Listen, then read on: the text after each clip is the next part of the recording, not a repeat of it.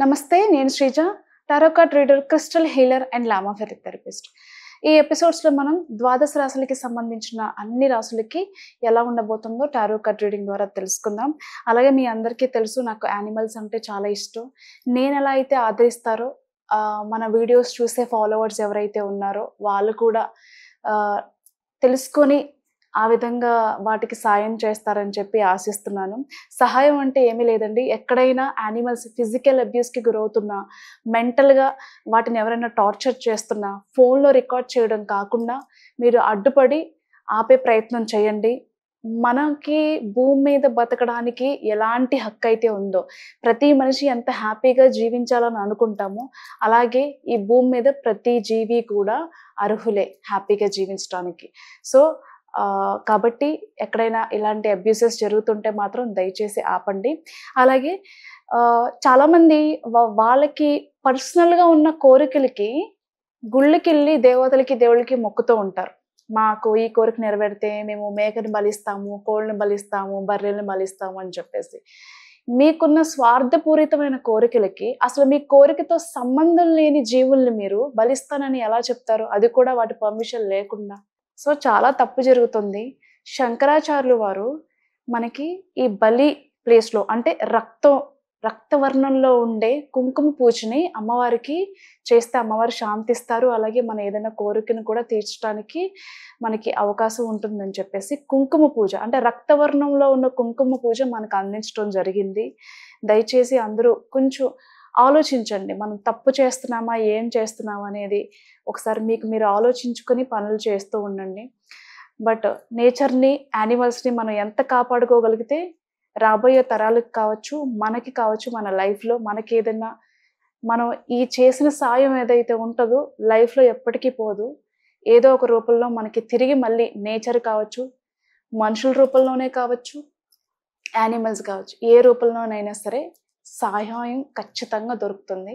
అలాగే మీలో ఎవరికైనా టారో కార్డ్ రీడింగ్ కానివ్వండి, లెర్నింగ్ అబౌట్ క్రిస్టల్స్ అంటే క్రిస్టల్స్ అంటే ఏంటి, క్రిస్టల్ హీలింగ్ ఎలా చేయొచ్చు, ఇదొక కోర్స్ అనమాట.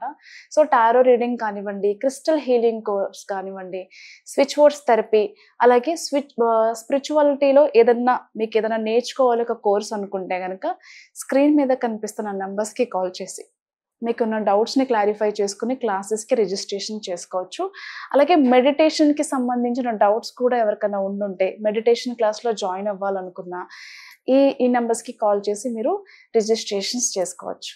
ఈ ప్రెడిక్షన్స్ జూలై 7వ తారీఖు నుంచి 13వ తారీఖు వరకు కూడా వర్తిస్తాయి. మేషరాశి టారో కార్డ్ ప్రెడిక్షన్స్ చూద్దాము. మేషరాశికి సంబంధించి మేబీ మీ జాబ్లో కొన్ని సమస్యలు వచ్చే అవకాశం అయితే కనిపిస్తుంది.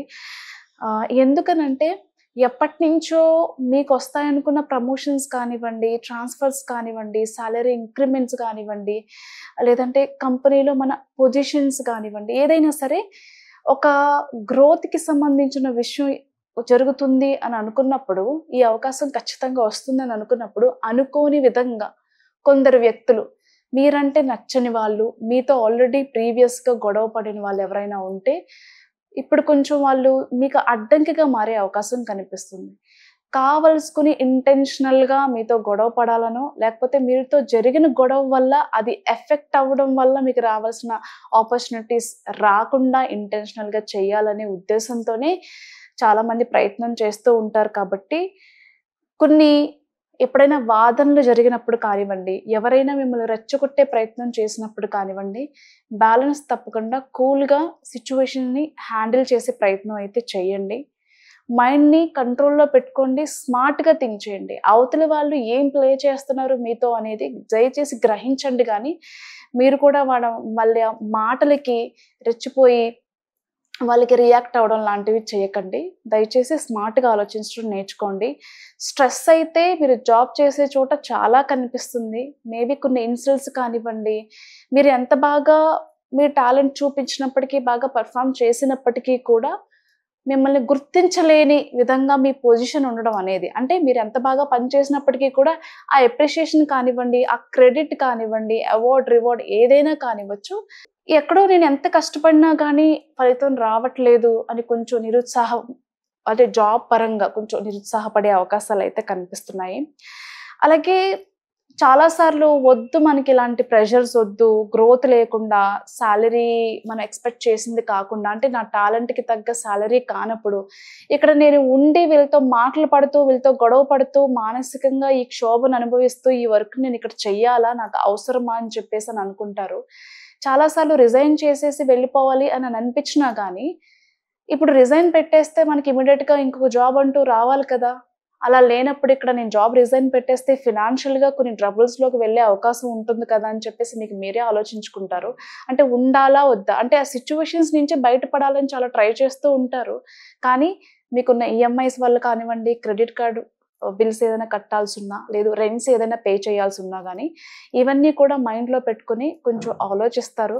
దయచేసి ఆలోచన అనేది చాలా మంచిది కాబట్టి, మీరు మంచి డెసిషన్ తీసుకోవాలని నేను కూడా మనస్ఫూర్తిగా కోరుకుంటున్నాను. ప్రమోషన్స్ కొంతమందికి ఎంత ట్రై చేసినా కానీ రివర్స్ అయ్యే ఛాన్సెస్ అనేవి కనిపిస్తున్నాయి.